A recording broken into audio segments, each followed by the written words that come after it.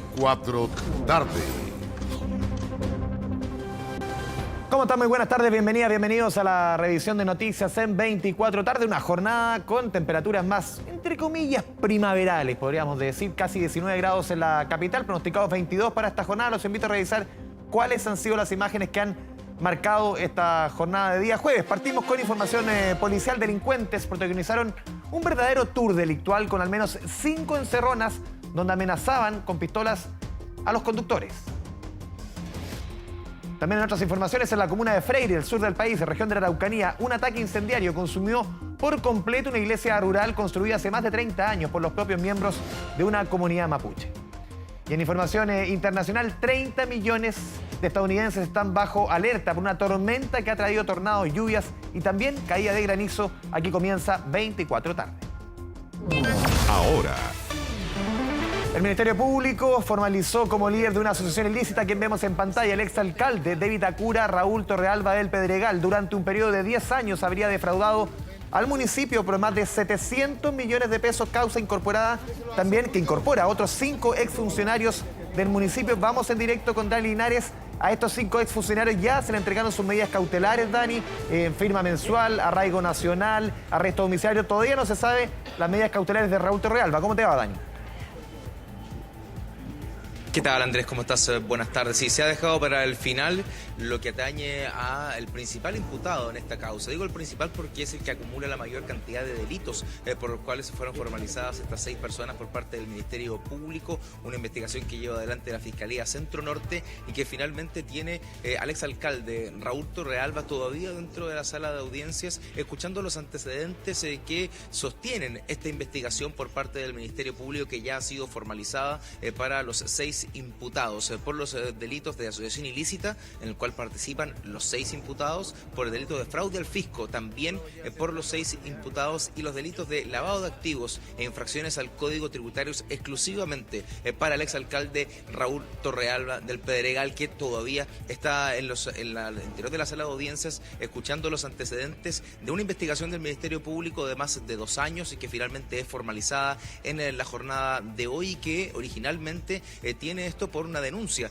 de la actual administración del municipio de Vitacura, y que posteriormente se fueron sumando incluso una de las imputadas a través de una autodenuncia y luego declaraciones de otros imputados en esta causa, entregando antecedentes de cómo operaba esta, como ha planteado el Ministerio Público, asociación ilícita permanente, con roles determinados, según lo que ha señalado el fiscal Armendáriz esta mañana, donde el jefe de aquella organización era el exalcalde Raúl Torrealba, con quien pudimos conversar al inicio de esta audiencia. Se declaraba tranquilo respecto a esta situación. Todavía ha señalado y lo ha remarcado previo al proceso de formalización, inocente de todos los cargos que se le imputan. Vamos a revisar parte de sus declaraciones a su llegada al centro de justicia. Lo hizo sin ningún tipo de distinción a cualquier ciudadano que asiste a una audiencia, caminando por el frontis de este edificio, ingresando, esperando el momento de comenzar la audiencia, que partió a eso de las 9 y que hasta esta hora todavía se extiende. Vamos a revisar las declaraciones del exalcalde de la comuna de Vitacura.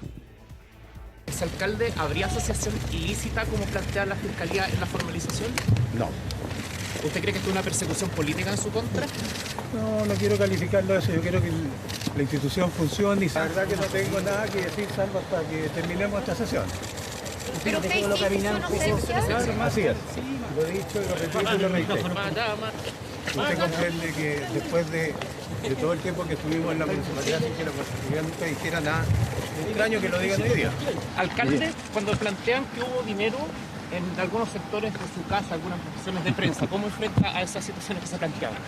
Bueno, ustedes que han tenido acceso, ¿no es cierto?, a la carpeta investigativa, verán que la misma PDI y el mismo Estado metieron eso. ¿Usted entonces descarta ser líder de estos Absoluta y totalmente.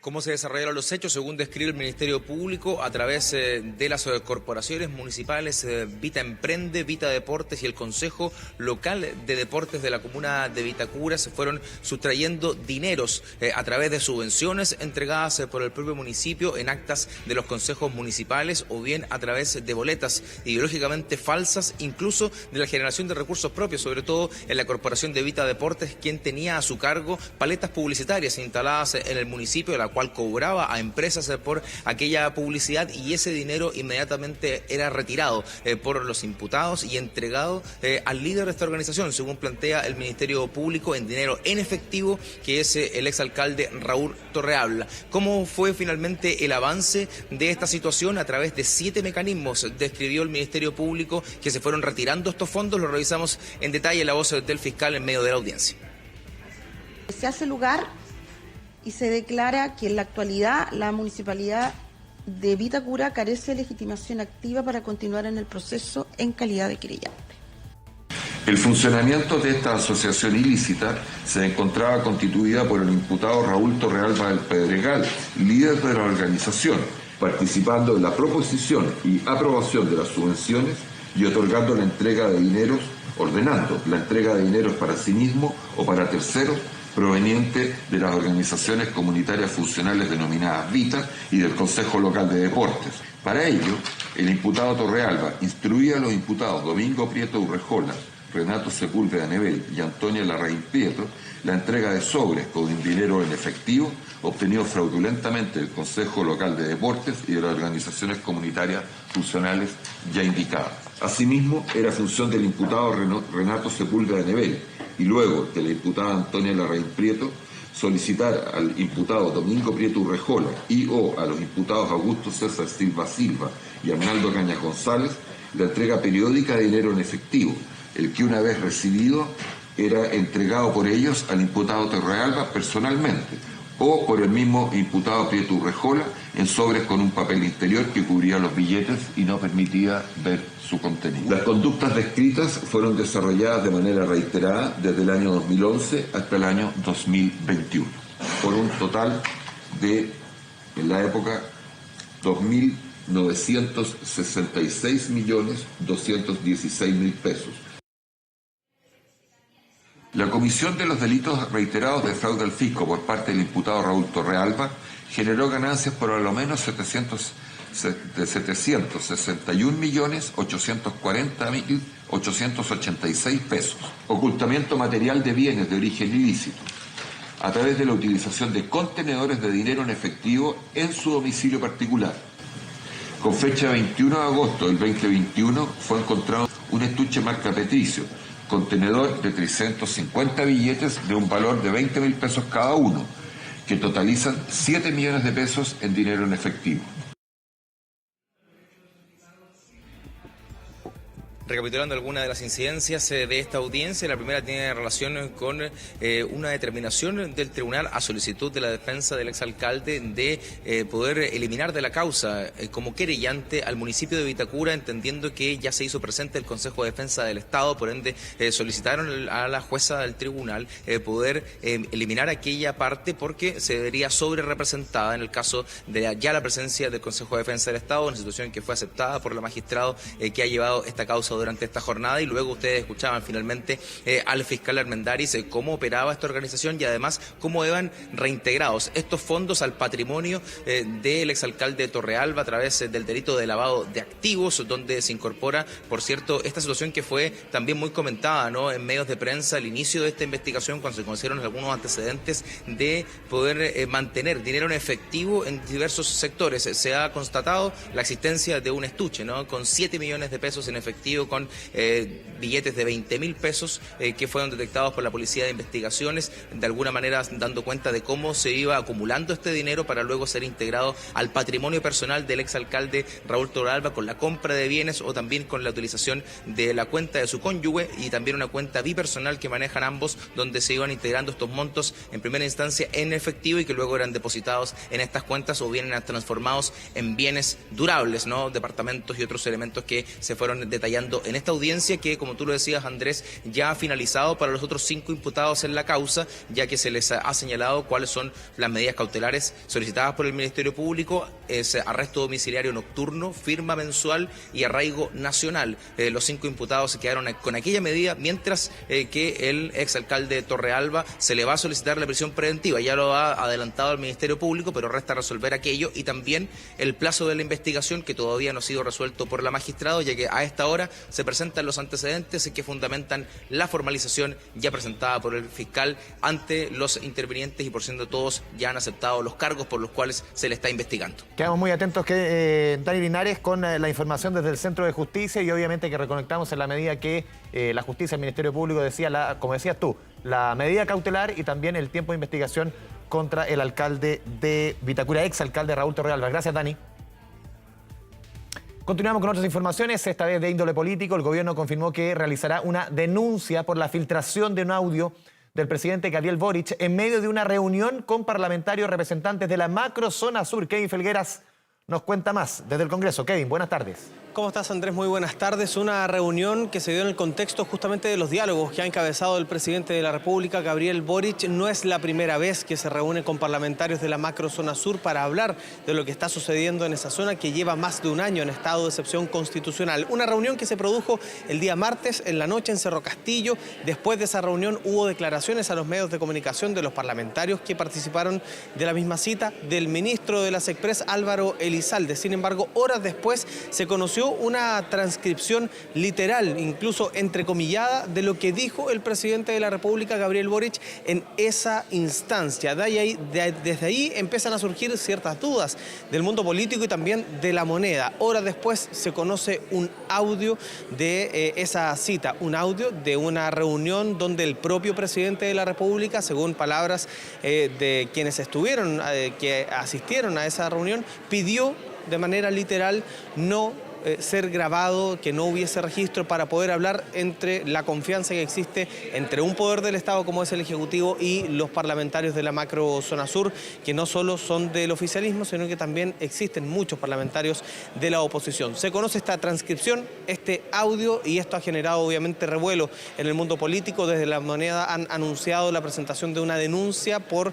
convertirse este hecho en un delito a gusto de Palacio. Lo dijo acá en el Congreso Nacional el titular de la Secretaría General de la Presidencia, Álvaro Elizalde. Hubo reacción también de parte del presidente de la Cámara, Vlado Mirosevic, y de parte del presidente del Senado, Juan Antonio Coloma. Lo revisamos. Quiero señalar con toda claridad que este es un hecho gravísimo. Uno de los asistentes habría registrado la reunión, que ha sido difundida por algunos medios de comunicación. Es que esta reunión fue convocada por el presidente a petición de los propios parlamentarios para tratar un tema muy sensible, que es precisamente el de seguridad en esa zona. Una grabación de esta naturaleza o registro podría revestir carácter de delito, razón por la cual se va a realizar, conforme a la ley, la denuncia respectiva para que se revise la investigación. Este acto me parece gravísimo y hay algunos parlamentarios que no se toman en serio la investidura que tienen, que no se comportan a la altura de cómo debiesen comportarse. Aquí se necesita que exista una responsabilidad individual y precisa de quién fue la persona que filtró. Lamentablemente no tenemos una persona sospechosa. Y lo lógico es que aquel parlamentario o parlamentaria que hizo una filtración de una conversación sobre seguridad reservada con el presidente debe ser desaforado. No conozco el detalle, pero sí sé que sean parlamentarios o no parlamentarios, si hay un acto delictual tiene que investigarse. Yo aquí a nadie, por el hecho de ser parlamentario, está al margen de lo que pueda ser un acto delictual. Y si efectivamente se ha dado, no estuve en esa reunión, así que no conozco los detalles, y si hay una filtración que pasa a ser delictual, tiene que obviamente investigarse. Es un deber de toda autoridad, aquí nadie está por sobre la ley. Bueno, ¿quiénes estaban presentes al momento de las palabras del presidente de la República que se conocieron después a través de los medios de comunicación? Se lo preguntamos al titular de las Express, que estaba en esa reunión el día martes en la noche en Cerro Castillo. Había representantes del Ejecutivo, hablamos del presidente de la República, la máxima autoridad del país, ministros de Estado, había subsecretarios y había parlamentarios. Se descarta por parte de la Moneda que hubiese asesores o personal externo que podría haber generado esta duda de quién grabó estas palabras del presidente de la República. Hoy, a esta hora de la tarde, siendo la 1 de la tarde con 14 minutos, no hay responsable todavía. Cada uno de los parlamentarios que estuvo presente en esa reunión se ha encargado a través de distintos canales de decir que él o ella no hizo esta grabación. Hablamos, por ejemplo, de la diputada Gloria Navellán, también el diputado Miguel Mellado, el diputado Henry Leal, el senador Gastón Saavedra. En definitiva, casi todos o todos están diciendo que ninguno de ellos realizó esta grabación, sin embargo, alguien lo hizo porque se conoce este audio. De hecho, uno de los que estuvo presente fue el diputado Mauricio Ojeda del Partido Republicano, que después de esta reunión salió a cuestionar ciertos aspectos, pero asegura no haber sido el responsable de esta filtración. Está tan seguro de esto que incluso durante esta jornada fue el primero en presentar una denuncia ante el Ministerio Público por esto que consideran es un delito. Hablamos también con el fiscal adjunto de esa zona, lo revisamos. Me parece de extrema gravedad que un parlamentario, diputado o senador haya grabado la reunión con el presidente de la República. Por tanto, presenté una denuncia en la Fiscalía, en el Ministerio Público, para que se averigüe, se investigue si un diputado, senador o senadora, quien sea, saber quién grabó y quién filtró a los medios de comunicación una reunión que tenía carácter de reservado. Aquellas personas que graben una reunión de carácter privado sin estar autorizado, cometen un delito que está tipificado en el Código Penal, artículo 161-A, y que arriesga penas que van desde los 61 días a los 5 años de presidio o reclusión menor en su grado mínimo a máximo. Además los difunde a través de medios de comunicación, por ejemplo. Ahí arriesga una pena ya en su grado máximo, esto es de presidio menor en su grado máximo. Dicho de otra manera, 3 años y 1 día a 5 años. Lo decía el presidente de la Cámara de Diputadas y Diputados. Acá el parlamentario, si se conoce que fue un parlamentario finalmente el que hizo esta grabación, tendrá que enfrentar la justicia ante esta denuncia del diputado Mauricio Ojeda y también ante la denuncia que al menos hasta ahora está anunciada por parte de la Moneda. Y para eso el proceso es claro, se va a tener que pedir el desafuero de algún parlamentario. Lo decía el presidente de la Cámara, el que haya sido el responsable de esto tendrá que perder su fuero, es decir, tendrá que ser desaforado. Le preguntamos esta mañana al ministro Álvaro Elizalde si se tenía alguna sospecha por la ubicación, Andrés Vial, de las personas que estuvieron en esta reunión y definitivamente dicen no tenemos ninguna sospecha, pero voy a conversar, dijo el ministro Elizalde, con todos y cada uno de los parlamentarios que estuvo presente el día martes en la noche en Cerro Castillo para ver qué ha sucedido. De hecho, para esta tarde, Andrés Vial, cerca de las 4 de la tarde, 15:45, tú me decías más tempranito, está convocada una reunión de todos los poderes del Estado con las policías por las situaciones de carácter terrorista que han dicho los parlamentarios acá, que han sucedido a lo largo de los últimos días, producto de explosiones en distintos lugares, una preocupación que está latente. Y en esa reunión el presidente de la Cámara dijo, voy a dejar mi celular afuera para evitar sospechas. Lamentable la situación que se produce porque finalmente, lo decían ellos, se van perdiendo las confianzas en un momento bastante tenso en materia de seguridad en nuestro país. Claro, cuando se tocan temas, tú lo decías, tan delicados como lo que sucede en la macrozona sur y otras temáticas, sobre todo relativas a seguridad, que es la primera importancia en cuanto a preocupación de los chilenos, de verdad, esto es insólito. Gracias, Kevin. Un abrazo. Nos vemos. Chao, chao. Chao, chao. Ahora. Nos movemos hasta la comuna de Renca, ya que delincuentes huyeron con más de 2 millones de pesos tras asaltar a una persona que salía de un banco. Fabián Collado con la información. Fabián, buenas tardes. Muy buenas tardes, Andrés. Banco Santander, que está ubicado en la caletera de la Ruta 5 Norte, a la altura de la salida de Domingo Santa María. Una pareja quien vino a retirar hasta esta sucursal bancaria cerca de 2,5 millones de pesos. Había hecho el respectivo trámite al interior de la sucursal bancaria y luego se van hasta los estacionamientos. Es en la parte posterior del banco donde estaban subiendo a su vehículo cuando un grupo de delincuentes en 2 motocicletas que estaban circulando los intimidan.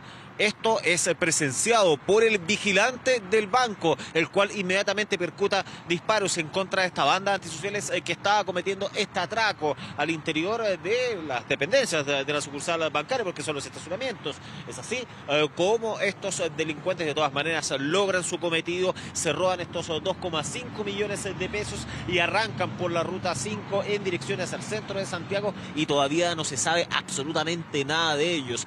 Por el lado de las víctimas, afortunadamente se encuentran en buenas condiciones de salud, pese a que este delito de salida de banco se concretó, mientras que por parte de los delincuentes hay uno que estaría baleado. De hecho, quedó su zapatilla en el lugar, producto de que se desprendió de su cuerpo debido a este disparo que le llegó por parte del vigilante. De todas maneras, a través de las cámaras de seguridad pudieron verificar, establecer de que iba cojeando, de que habría recibido este balazo. Por lo mismo, se están revisando diversos centros asistenciales, se está realizando todo un operativo en esta zona de la región metropolitana con el fin de poder ver si es que algún sujeto llega con características de haber participado de este delito y que requiera atención médica. Hay un fuerte contingente policial que está realizando toda la investigación de rigor en esta sucursal bancaria, en esta nueva salida de banco, 2,5 millones de pesos en la comuna de Renca, donde todavía Carabineros continúa realizando las diversas diligencias. Lo que se sabe hasta el momento, al menos,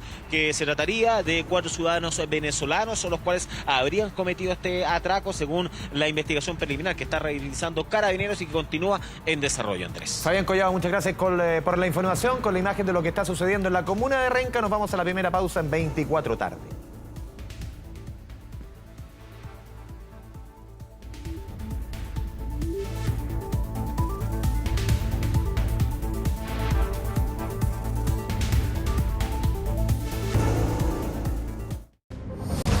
Ya volvimos con 24 tarde. Volvemos con las noticias a 24 tarde. Una capilla rural construida hace más de 30 años por vecinos de una comunidad mapuche resultó completamente destruida tras un incendio, un ataque incendiario en la comuna de Freire. En el lugar se encontró un lienzo alusivo a comuneros trasladados desde la cárcel de Angol. César Campos nos cuenta más desde la Araucanía. César, buenas tardes.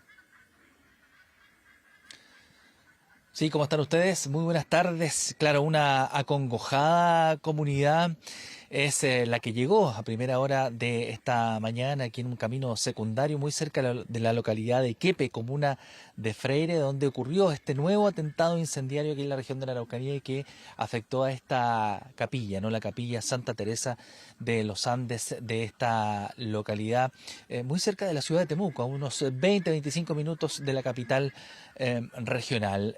Según Carabineros, ¿no es cierto?, a eso de las 4:30, 5 de esta madrugada llegaron desconocidos, ¿no es cierto?, y con acelerantes queman esta capilla que ya tiene casi 33 años de existencia. Lo conversábamos con los vecinos, muy tristes, muy acongojados por lo ocurrido aquí. Se habían juntado hace muchos años, juntaron plata para construir esta capilla, para realizar aquí sus matrimonios, los bautizos de sus hijos, y es por eso lamentablemente la tristeza de la comunidad Juan Cayupi aquí en la localidad de Quepe. Carabineros confirmó, se encontró un lienzo alusivo a la causa mapuche, específicamente a lo ocurrido en la cárcel de Angola, este traslado de comuneros mapuche a otras cárceles, a otros centros penitenciarios del país. Ellos exigen, ¿no es cierto?, que ellos vuelvan a la capital regional de Malleco. Conversamos con los acongojados feligreses, también con el párroco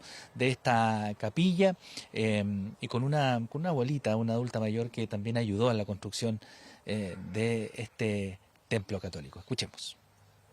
Es una pena porque la iglesia, el templo, es un lugar sagrado, es un espacio sagrado. Es un lugar que une a la comunidad. Y nosotros en la cultura mapuche también, acá tenemos los lugares sagrados, ¿cierto? Por ejemplo, el Rewe es un lugar, espacio sagrado. Y eso se merece un respeto. Harto años trabajamos, andaban pidiendo ayuda por ahí para que yo ayudara en la capilla, tanto que trabajamos. Yo me casé acá, en esta iglesia, bauticé a mis 3 hijos acá. Y ahora que lo veo así, no, mucha pena. Hacíamos bingo, rifa, todo eso ahí. Ahí se construyó esta iglesia. Un atentado que se realizó a horas de la confirmación, ¿no?, de la llegada del presidente de la República, Gabriel Boric, a la región de la Araucanía, específicamente a Temuco y seguramente también a la ciudad de Pitrufquén. Eso está confirmado para el día de mañana y es por eso que las autoridades también de alguna manera se refirieron, ¿no?, si bien a la visita del presidente Gabriel Boric, también a este atentado incendiario en contra de esta capilla, la Santa Teresa, ¿no es cierto?, la capilla Santa Teresa de la localidad de Quepe. Escuchemos. La presencia del Estado y el trabajo del Estado y nuestro trabajo por mejorar las condiciones de seguridad de la región y la presencia del presidente de la República no está condicionada por grupos criminales. El Estado tiene que estar presente y la presencia del presidente de la República de la zona también es una señal muy fuerte de nuestra determinación de que el Estado mantenga su presencia en la zona. Claro, las pericias continúan por parte de ambas policías. No hay detenidos por este nuevo ataque incendiario aquí en la región de la Araucanía. Solamente sigue la congoja, la tristeza, ¿no?, de la comunidad Juan Cayupi, de los fieles que llegaron precisamente hasta este lugar. Vamos a estar atentos a ver qué ocurre con las diligencias policiales y también a lo que ocurre en las próximas horas con la visita del presidente de la República, Gabriel Boric, aquí en la región de la Araucanía. Seguimos atentos. César Campos desde la región de la Araucanía. Buenas tardes, 13:33, nos vamos a la pausa en 24 tarde.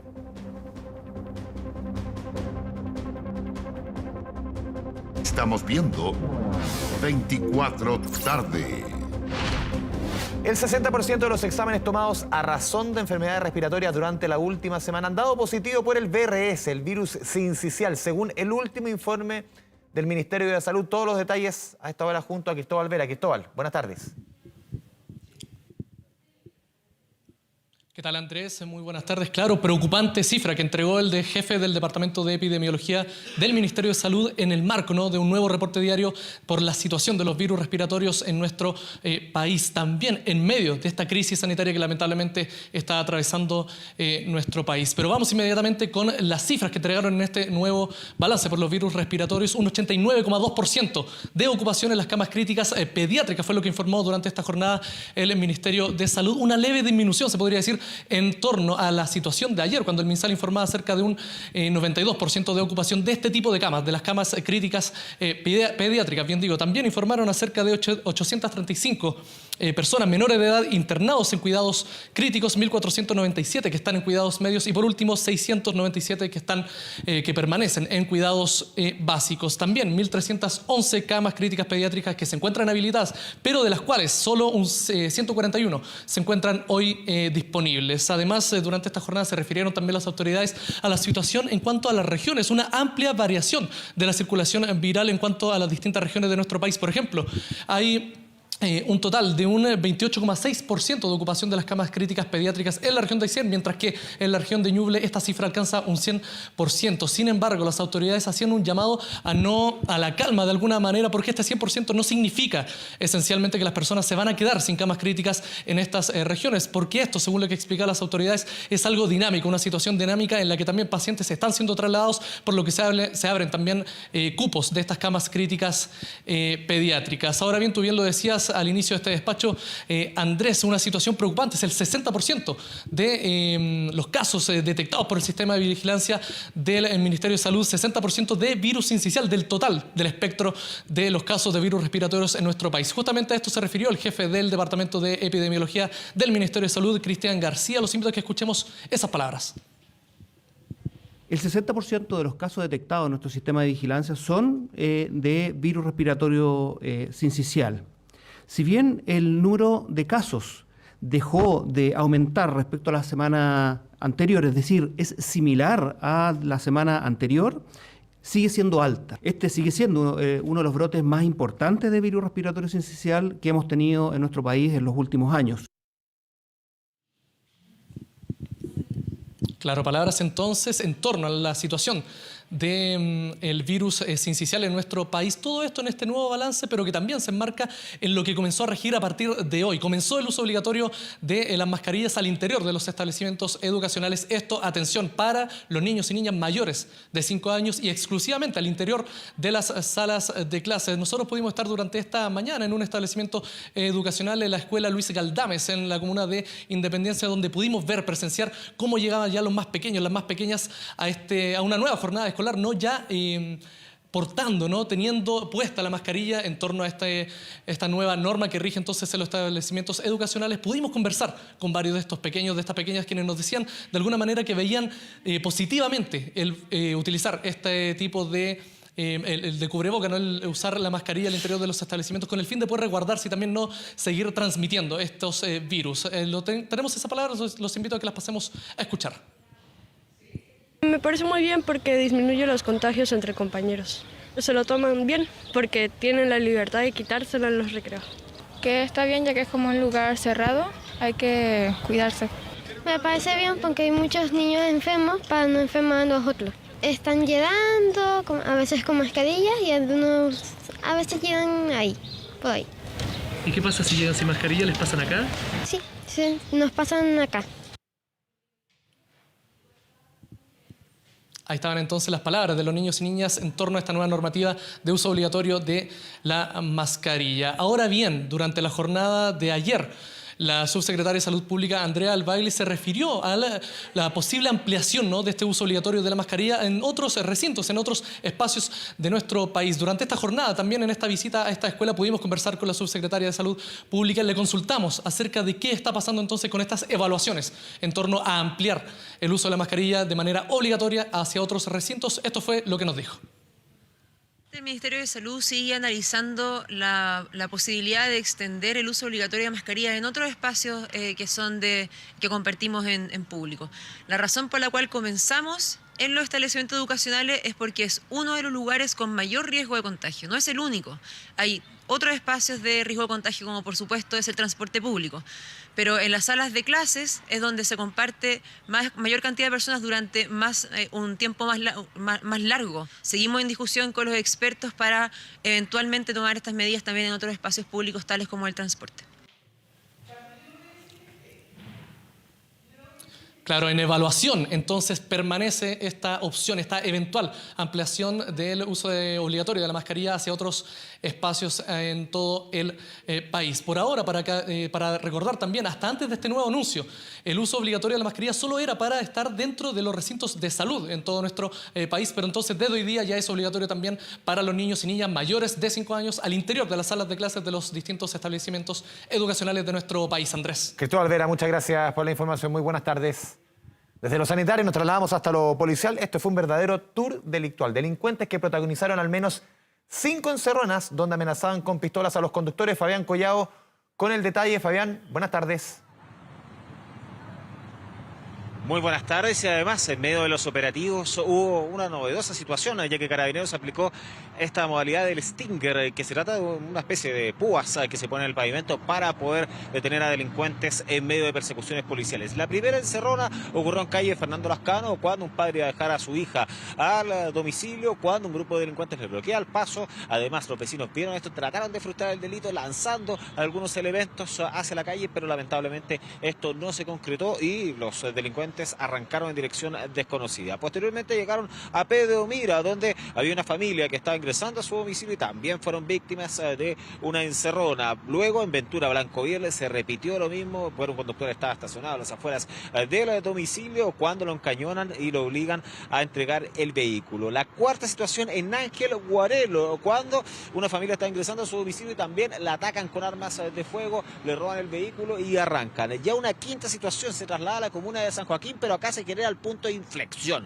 ¿Por qué? Ya que el vehículo tenía sistema GPS. La víctima denuncia aquello. Ahí es cuando le hacen el seguimiento, se inicia una persecución policial en el sector sur de la región metropolitana, en calle Gabriel, a la altura del acceso sur, y es ahí cuando ponen esta situación que es el Stinger, que es para bloquear el paso de los vehículos. Se pone en el pavimento, son alambres de púa, y cuando pasan los automóviles que por lo general son manejados por delincuentes, se les pinchan los neumáticos. Por eso es que este delincuente ocurrió como tal y perdió el control chocando con otro vehículo. Fue detenido, 19 años, con un amplio prontuario policial, mientras que el resto de la banda está siendo ampliamente buscada. Vamos a revisar declaraciones. Se han gestado 5 procedimientos de robos de vehículos, 4 en la comuna de San Miguel y 1 en la comuna de San Joaquín. Son individuos que portan armas cortas, las intimidan y sustraen los vehículos. Una de las víctimas contacta a Carabineros de la Granja, ya que mantenía mediante GPS localizado su vehículo, comenzando un seguimiento controlado personal de esta unidad. Mismo se logra la recuperación de este vehículo y lamentablemente se provoca una colisión, logrando la detención del conductor del vehículo sustraído. El Stinger fue absolutamente crucial para poder detener a un miembro de esta banda que se ocupaba en pocas ocasiones, ojo, públicamente se ha dado a conocer que en pocas ocasiones lo ha utilizado Carabineros para poder detener a delincuentes, como en este caso, por 5 encerronas va a ser puesto a disposición de la justicia. Nos trasladamos ahora a la comuna de Estación Central. Más de 200 millones de pesos. Un grupo de delincuentes se robó desde la Kaufman Mercedes-Benz, que está ubicada en la avenida Gladys Marín, cerca de las 4 de la madrugada. Fue desde la central de cámaras de esta empresa que se percataron de un movimiento inusual. Por lo mismo alertaron a Carabineros, y cuando la policía uniformada llega al lugar se entrevista con el guardia, el cual dice: no, lo que pasa es que había programado una entrega de vehículos a esa hora de la madrugada. Bastante sospechoso. Por lo mismo los uniformados se quedan en el lugar, y cuando los supervisores ya llegan, arriban hasta la Kaufman Mercedes-Benz, ahí dicen que no, eso era mentira. Por lo mismo quedó detenido el guardia y también 2 sujetos que estaban listos para llevarse 2 Mercedes-Benz de un alto valor comercial. En total se llevaron 3 vehículos. Además de eso, también especies computacionales, sistemas que son productos de los vehículos, entonces que todos tienen un alto valor comercial, avalados en cerca de 200 millones de pesos. 3 antiociales que fueron capturados, y a través de las cámaras de seguridad quedó en evidencia la complicidad de este guardia de seguridad de 50 años, el cual era miembro de la banda. Revisemos declaraciones. Procedió a la detención de un hombre y una mujer que se encontraban en el interior del recinto con 2 vehículos en marcha, listos para salir del local. Posteriormente se pudo establecer que el guardia había permitido el ingreso de otras personas al recinto, donde habían sustraído ya 3 vehículos. Se habían retirado del local con 3 vehículos y otras especies que son computadores y otras especies de ahí del local. El guardia estaba involucrado, ya que él había sido la persona que había dado acceso a estas otras personas para retirar los vehículos del local.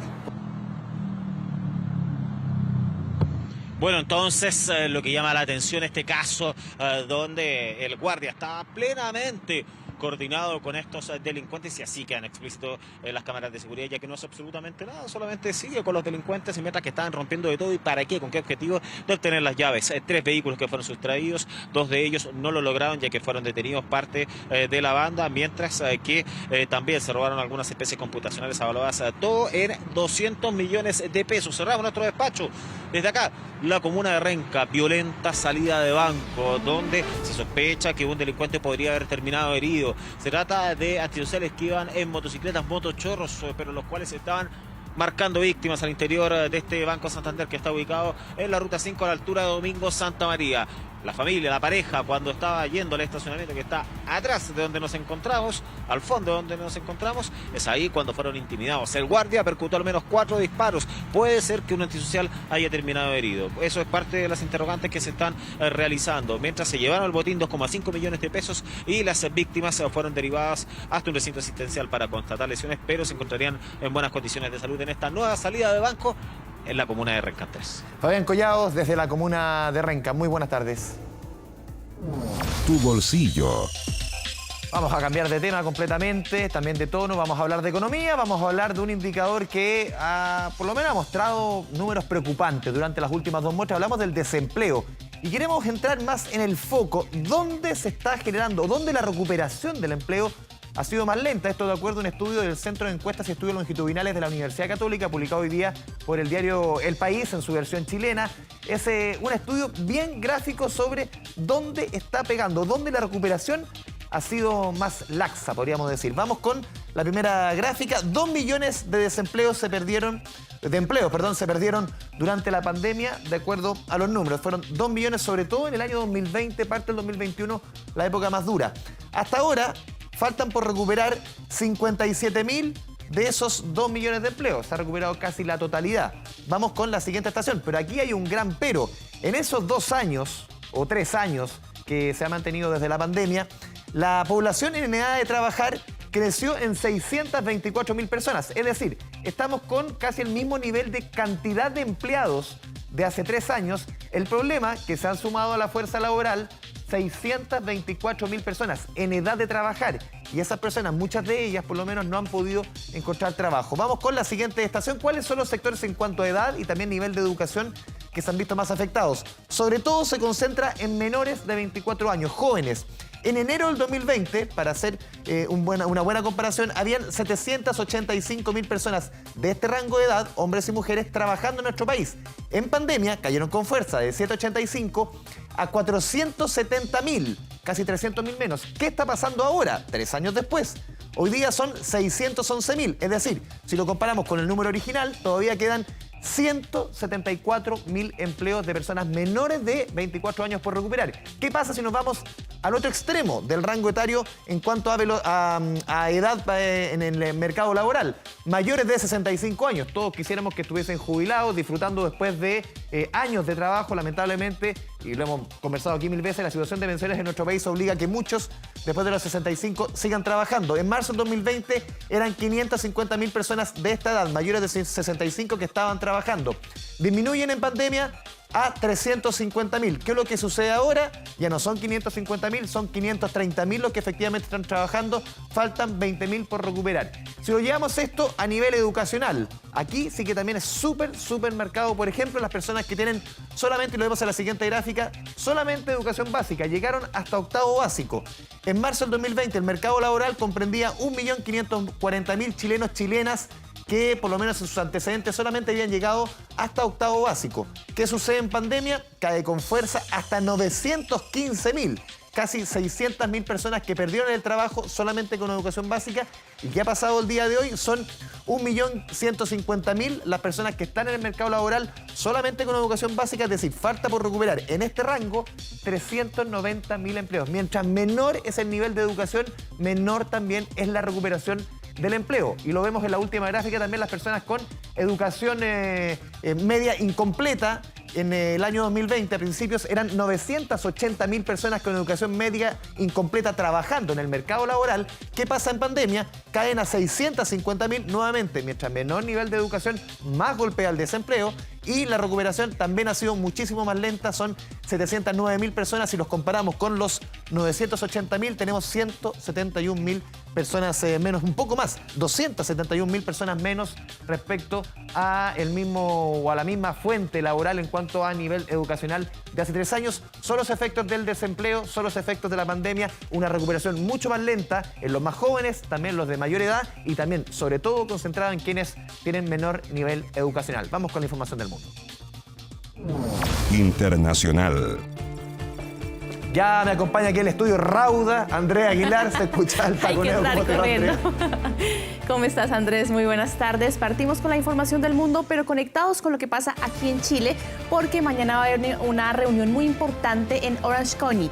Recordemos que ese fue el condado, Andrés, en donde empezó a gestarse todo el tema del requerimiento para que se le quite a Chile la visa waiver. Todo esto estaba encabezado por un fiscal, por Todd Spitzer, pero ahora ese señor que vemos en imágenes, que es Kevin McCarthy, que es el presidente de la Cámara Baja en Estados Unidos, va a estar visitando el día de mañana esta zona de California con otros republicanos para presionar al gobierno Joe Biden y que efectivamente Chile salga del programa de la visa waiver.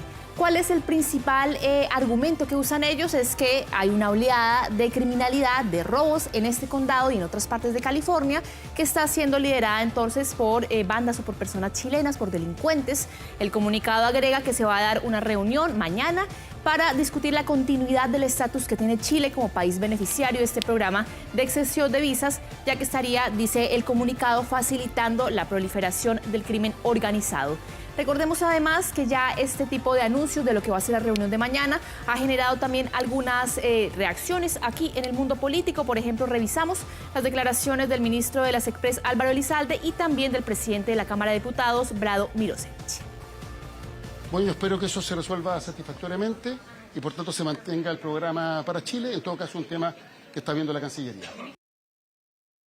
Nosotros somos uno de los pocos países que tiene la visa waiver y desde ese punto de vista creo que, dada la cercanía y lo estrecho que tenemos en la relación, nosotros tenemos que cuidar ese instrumento. La visa waiver permite que muchos emprendedores puedan hacer negocio en Estados Unidos, que mucha gente pueda viajar de manera con una autorización más fácil y más sencilla de obtener. Por lo tanto, para Chile esto es un tremendo privilegio que hay que cuidar. Pero me parece que las declaraciones que hemos visto de algunos miembros del Congreso norteamericano, en particular de los republicanos, pueden eventualmente responder a una utilización política y eso no le hace bien.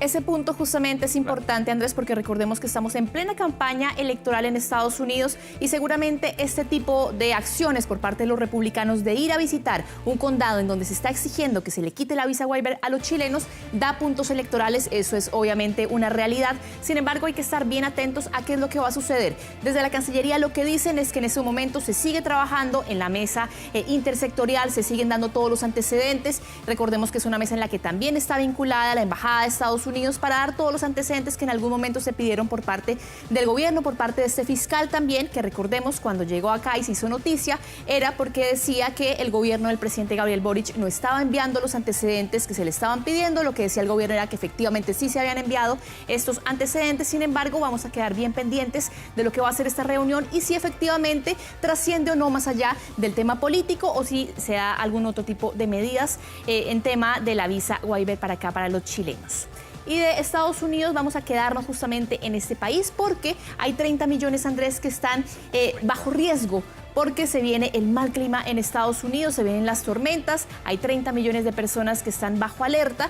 Esto por esas imágenes que estamos viendo en pantalla, tornados, lluvias, caída de granizo también, alerta de tornado que está vigente para distintos estados. Hablamos, por ejemplo, de Georgia, de Alabama, donde ya se han reportado 2 tornados, mientras que hay una advertencia por las tormentas eléctricas severas que se han emitido en varias partes. Hablamos, por ejemplo, de Kansas, de Oklahoma, de distintas partes en Estados Unidos, de Alabama, también incluso del estado de Florida.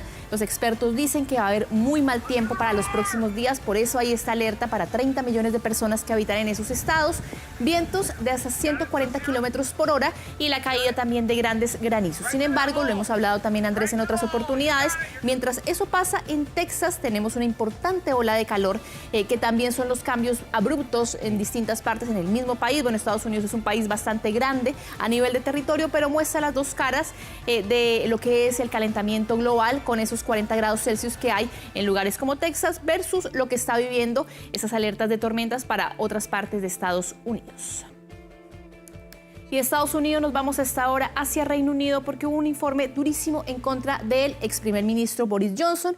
Se dice, Andrés, según este informe que hace el Parlamento, que él engañó deliberadamente al Parlamento británico. Les mintió en la cara sobre todo el tema de esas llamadas Partygate, que eran las fiestas que él hizo en plena pandemia. Sí, recordemos que hace algunos días él se había puesto como el parche antitelaría y había renunciado a su escaño en el Parlamento británico. Efectivamente, o si no estaríamos hablando prácticamente de una inhabilitación política. Y él lo que hizo fue anticiparse, renunciar a este escaño y los parlamentarios aseguran que el ex primer ministro cometió ofensas repetidas con sus negaciones. Él todo el tiempo dijo que no había hecho ninguna fiesta, cuando lo vimos, habían fotos, habían videos, habían testimonios por parte de las personas que efectivamente en plena pandemia se habían reunido en distintas partes, también incluso se habían reunido en momentos en donde había luto nacional por la muerte del príncipe, también el cónyuge de la reina Isabel.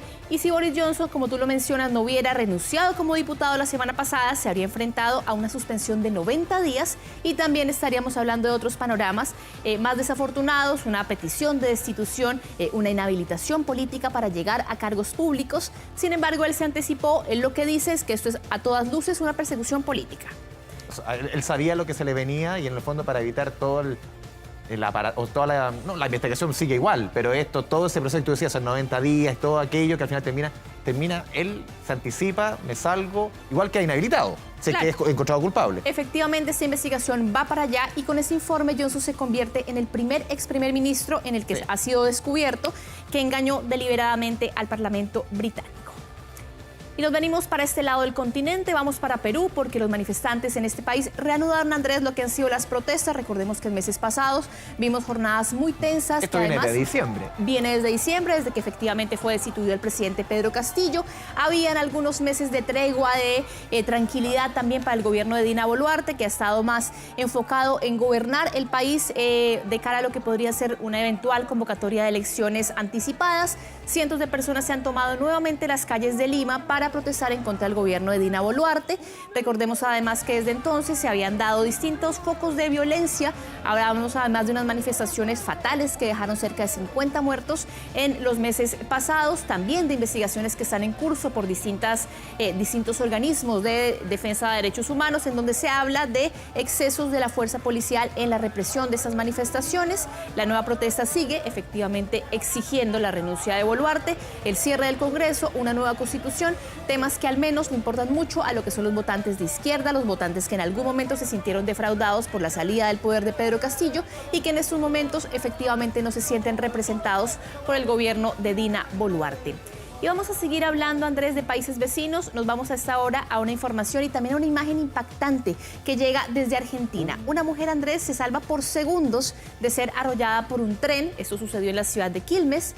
El video de las cámaras de seguridad de esta empresa, trenes argentinos, captó el momento en el que esta mujer queda varada sobre las vías del tren con casi la mitad del auto sobre los rieles, como lo estamos viendo ahí en las imágenes.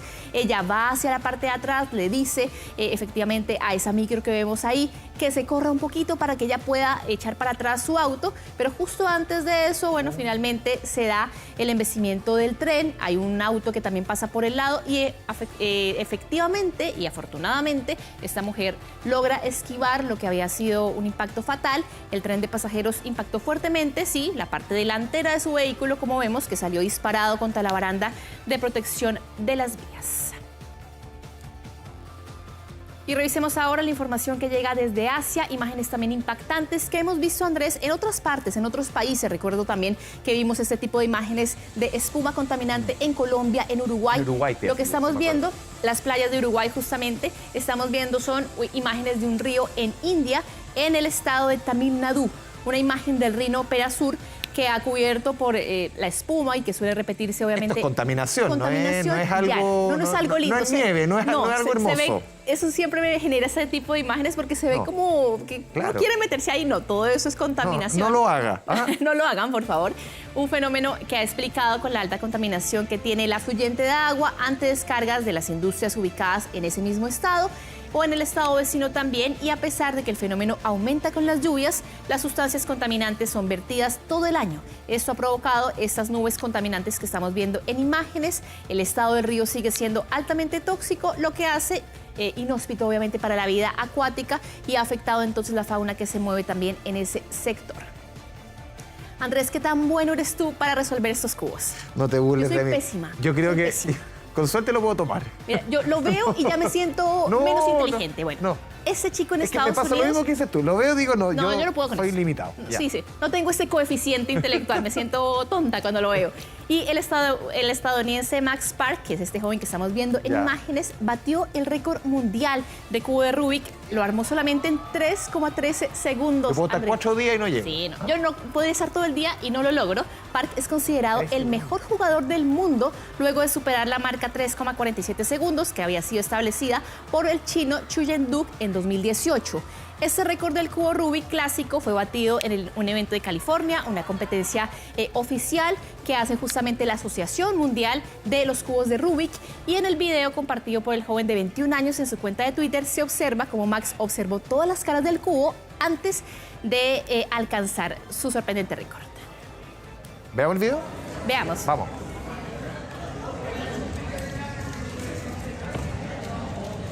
¡Mira eso! ¿Viste? Él primero como que lo estudia, no mueve ni una pieza, como que mueve, aquí está el rojo, el amarillo, el verde, el blanco, y cuando empieza el tiempo le da, pero como máquina. Impresionante realmente. Y de acuerdo a Guinness World Records, el joven fue diagnosticado con autismo a los 2 años de edad, sufría problemas de movilidad fina, los padres aseguraron que el cubo había sido una de las mejores terapias que él había tenido para ir socializando y para reforzar también sus habilidades. Y vamos a seguir hablando, Andrés, de juegos. ¿Te acuerdas tú cuando uno tenía esos celulares que eran viejitos y había ese juego de la serpiente o Snake? Sí. Bueno, ese es Snake en la vida real, Andrés. Eso es una serpiente que prácticamente se hizo viral en redes sociales porque prácticamente estaba escalando esos ladrillos como era ese juego de los celulares antiguos. Uno podía pasar horas. En ese sí no necesitabas demasiada Ahí se está saltando el ladrillo la pilla sociedad. No, ahí está haciendo trampa esa serpiente. Y el registro fue capturado por el Parque Coronado National Memorial en Arizona, en Estados Unidos, y fue compartido en las redes sociales del parque. Obviamente una cantidad de nostalgia frente a ese juego de Snake, la serpiente trepando por la pared. Carné, Andrea Aguilar. A mí me encantaba ese juego y era feliz. De hecho, le tuve que preguntar a la Sofía Norman si ella había jugado ese juego, porque no estaba muy segura. La Sofía Norman siempre es nuestro antecedente centennial. Ella es mucho más joven y el Servicio de Parques Nacionales quedó impresionada con los giros geométricos, bromeó a través de Twitter diciendo: si se topa consigo misma, se va a acabar el juego. Es verdad. Te va a pillar la cola. Ya, Andrea Aguilar. Que le vaya muy bien, ¿eh? Que estén bien, buenas tardes. Chao, chao. Estamos viendo 24 tarde.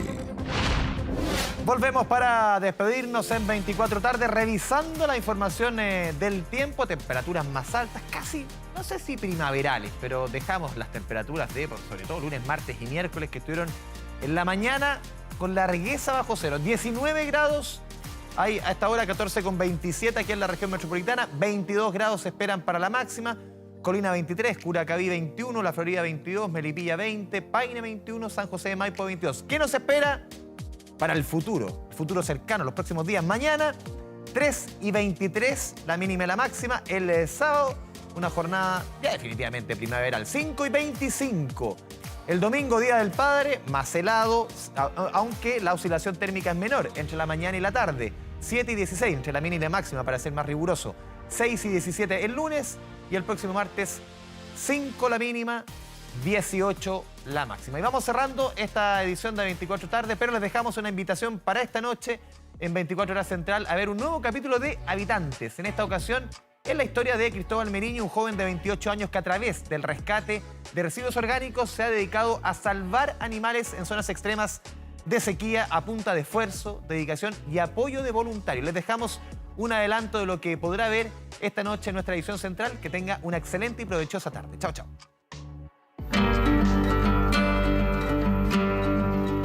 Cada semana toneladas de residuos orgánicos son desechados por comerciantes solo acá en el mercado de Lovalledor. Pero son justamente desechos como estos los que se han convertido en la esperanza de cientos de animales que viven en zonas de extrema sequía. Para nosotros como tal, una persona diría que está fea, para nosotros, ¿cierto? Pero para un animal esto es vida. ¿Qué pasaría si saco residuos orgánicos de todas las ferias de Chile, que será lo que yo pensaba? Pasamos de autos a un camión gigante, que ha sido sorprendente. Creo que esto ayuda un poco a seguir creyendo en que se pueden hacer las cosas de distinta manera.